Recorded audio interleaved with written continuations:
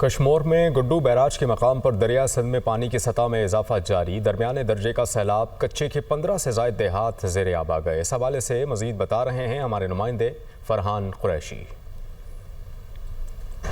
جی بالکل، ملک میں ہونے والی حالیہ مونسون بارشوں کے باعث دریائے سندھ گڈو بیراج کے مقام پر پانی کی سطح مسلسل بلند ہو رہی ہے۔ پانی کی سطح بلند ہونے سے کشمیر کے جو کچے کے جو 15 سے زائد ہیں وہ زیر آب آ چکے ہیں، ان کا زمینی جو رابطہ ہے وہ منقطع ہو چکا ہے۔ اس وقت ضلع انتظامیہ کی جانب سے انہیں ریسکیو کرنے کے لیے کسی بھی قسم کے کوئی اقدامات نہیں کیے گئے ہیں، اور نہ ہی یہاں پر گڈو بیراج پر جو ہے کوئی انتظامات دکھائی دے رہے ہیں۔ اس کے ساتھ ساتھ سینکڑوں ایکڑ پر مشتمل گنے کی، کپاس اور مونگی کی جو فصل ہیں وہ بھی زیر آب آ چکی ہیں، وہ بھی بالکل تباہ ہو چکی ہیں۔ اس وقت جو دریائے سندھ گڈو بیراج کے مقام پر پانی کی تازہ ترین جو صورتحال ہے، پانی کی آمد 3,89,000 کیوسک، جبکہ پانی کا اخراج 3,52,000 کیوسک ریکارڈ کیا گیا ہے۔